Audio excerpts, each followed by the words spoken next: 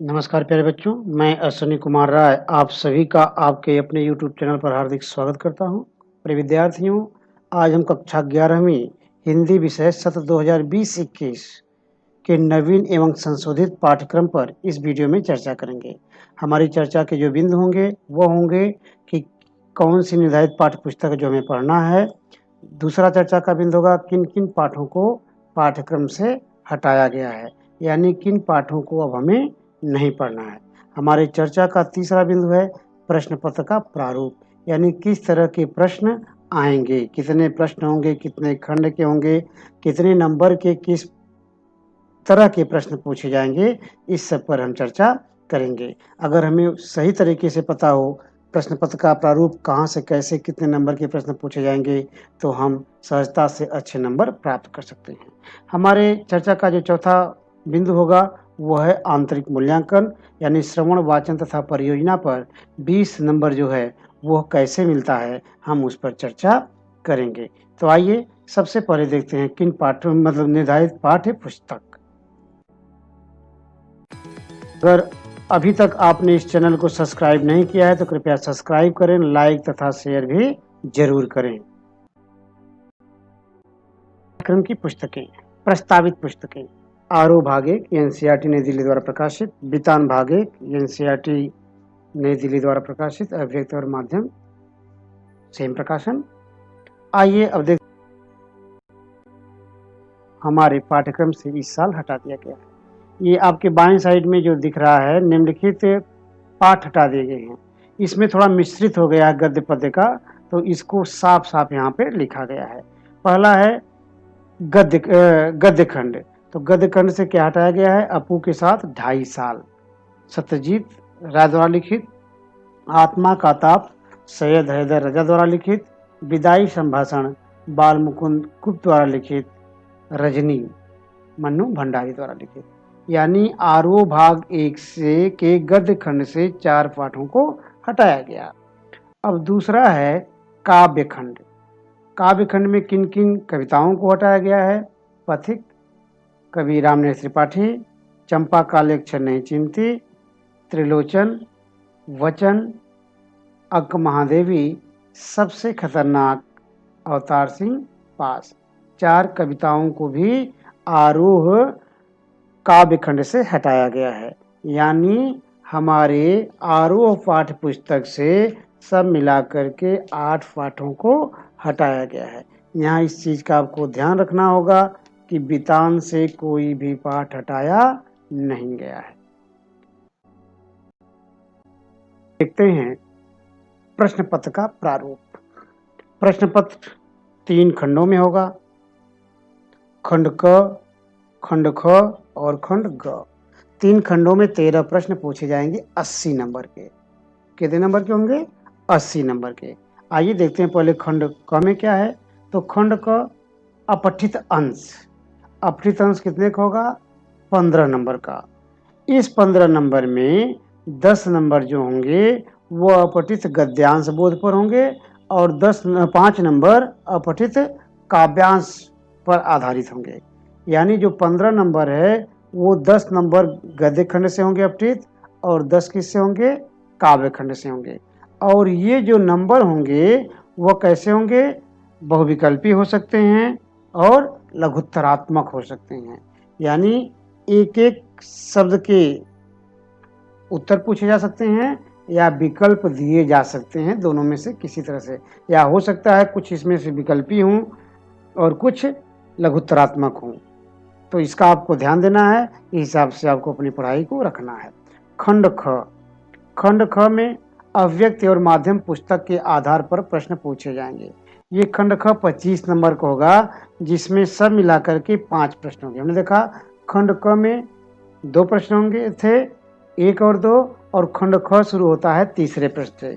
तीसरा प्रश्न क्या होगा? दी गई स्थिति घटना के आधार पर रचनात्मक लेखन, वो विकल्प सहित होगा। निबंधात्मक प्रश्न होंगे 5 अंक का। रचनात्मक लेखन पे घटना के आधार पर दिया जाएगा। जो 5 नंबर का होगा वो विकल्प सहित होगा, इसे करें या इसे करें।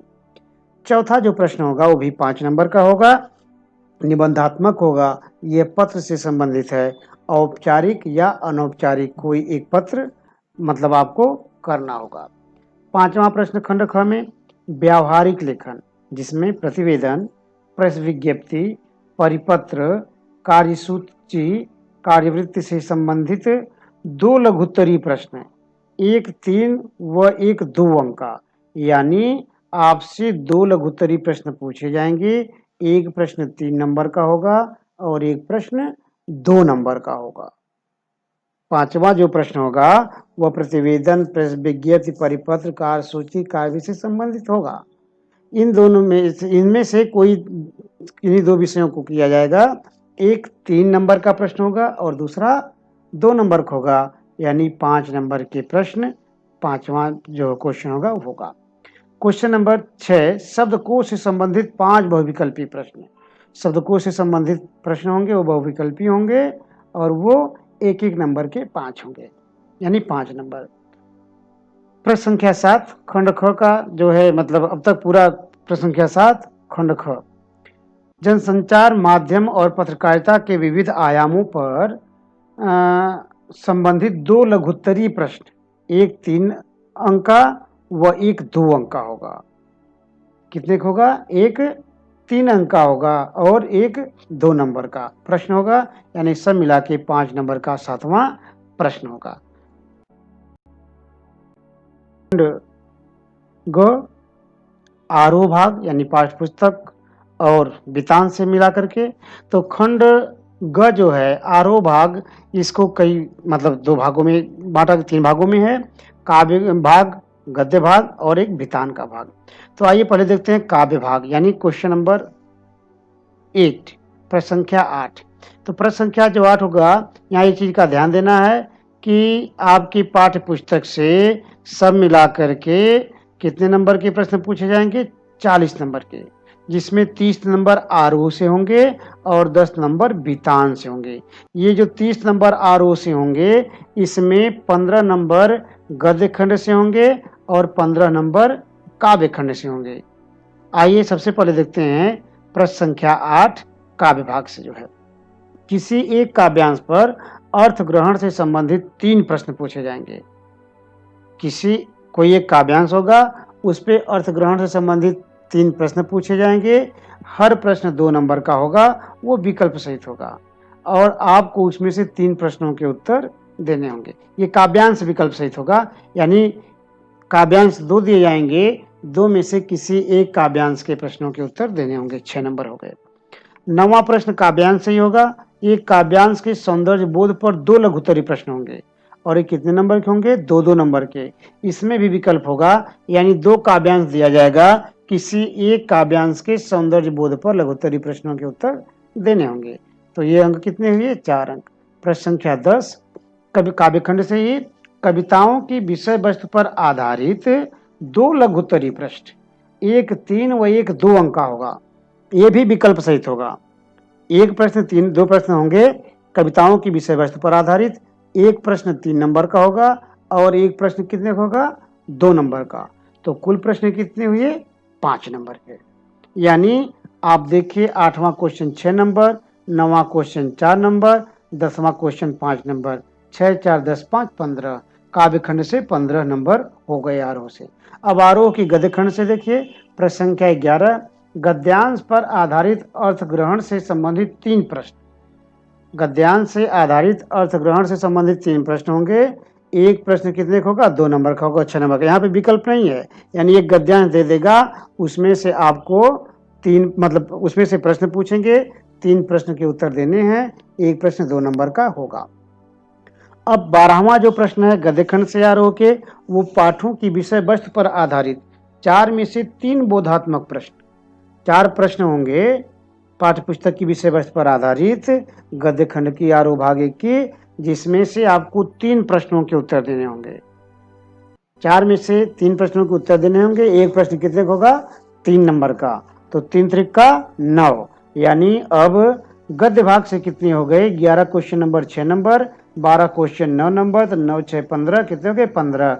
अब हमारे जो आरोह पाठ्य पुस्तक से 15 काव्य खंड और 15 गद्य खंड से हो गए, यानी 30 नंबर हो गए।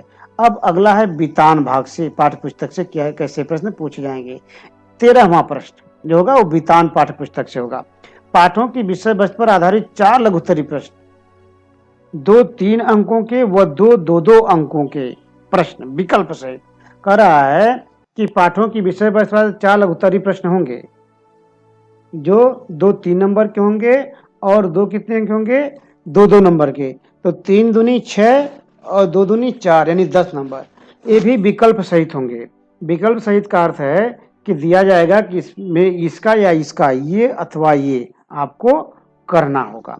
इस तरह से हमने देखा पाठ्य पुस्तक से हमारे जो है 80 नंबर के प्रश्न पूरे हो गए। अब आइए अंकन श्रवण तथा वाचन। श्रवण यानी सुनना पे 5 अंक है, वाचन बोलने पे 5 अंक है। परियोजना पे